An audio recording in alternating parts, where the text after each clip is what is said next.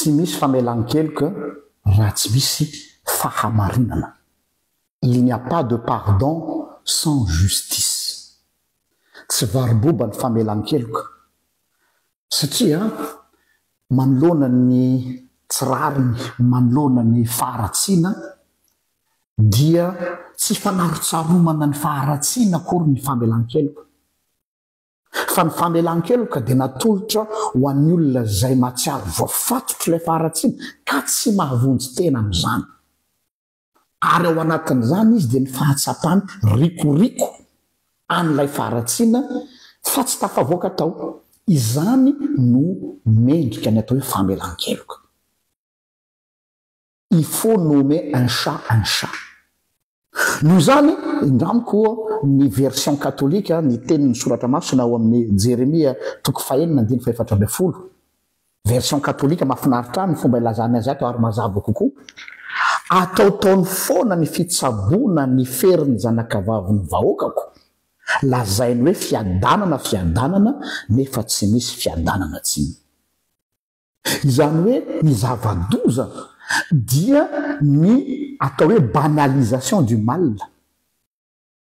Ary zay no antom-pisian'ny tony pejy itony sy izay olona mitondra ny hafatra dia marina fa mety hiteny itsika hoe tsy mampiova ninninina ary tsy mampetsy volomaso ny mpanao ratsy akory anie zany zavatra lazainareo eto zany fa nareo lany andro tsia. Ny fikendrainay tsy ny ahatonga n'ilay mpanao ratsy hiova, eny, irariana ny ovana, fa hitezana ny olona mba ahafahana mametraka hoe aza banalisena ny faharatsiana. Rehefa ratsy dia ratsy. Noho izany ny fahanginana dia midika ho tsy hoe complicité fotsiny fa lasa tsy misy manaitra ny saina sy ny conscience ny olona ntsony hoe ratsy io. Ary zay mitetiky ny fahavalo. Mitetiky ny fahavalo dia ny ahatonga tsika hibanalize ny faharatsiana ho lasa zavatra normal. Noho izany dia zay ny nafeo ny antsoantso ana eto manambara an'izay zavatra zay. Ny tena loza dia ny fahasahian'ny olombelona milaza ny zavatra efa fahoriana lalina izao ho zavatra tsy dia maninona na zava-doza ho lazaina zavatra hoe normal. Zay ny amin'ny lafiny fa amin'ny lafiny ara-panandray amin'ny fiainana kristianina dia tahak'izay koa ny famelan-keloka. Ny famelan-keloka hoa tsy karazana asa soa zaraina fotsiny ohatr'izao fa ny famelan-keloka dia tandrify ho an'izay mahatsapa fa maharikoriko azy ilay fahotana sy ilay faharatsiana ary tsy afaka amin'izany izy ka mila fanafana avy any ivelany manafaka azy tao. Izay dia mipetraka ny famelan-keloka. Izay le hoe il n'y a pas de pardon sans justice. Le justice eto dia zao marin'Andriamanitra ka ny sitrapony tsy maintsy lazaina ny hoe rehefa tsy tiany dia tsy tiany.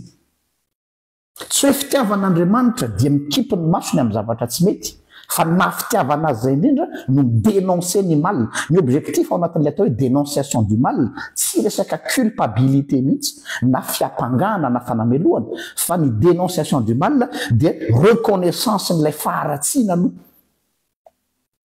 Ny tsy fanekena n'ilay zavatra ratsy ho tsara. Atreo tsy misy fiampangana, tsy misy fanameloana fa fanondrona hoe tena ratsy io. Fa avy eo amin'izay ny tsirairay rehefa mahafantatra hoe mahariko rehefa tsapany ny mampaharikoriko azy dia izay izy afaka manatena famelan-keloka. Noho izany dia apetraka indray tahaka ny tenin'ny Dietrich Bonhoeffer hoe tsy famelan-keloka varoboba na grâce mora vidy hozy izy fa ny midika ny famelan-keloka dia satria zava-doza ilay heloka kanefa navely.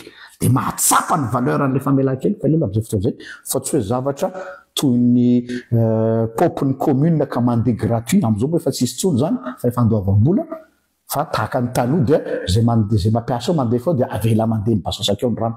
Lasa zay ny fandraisan'ny olona ilay fahasoavana sy famelan-keloka. Ka dia anjarantsika ny mieritreritra zay hoe tandremo sao dia hiteny hoe fiadanana kanjo tsy fiadanana akory zany. Tandremo mamadika ny ratsy ho lasa zavatra tsara ary ny tsara lazaina fa ho ratsy. Samitahin'Andriamanitra tompoko.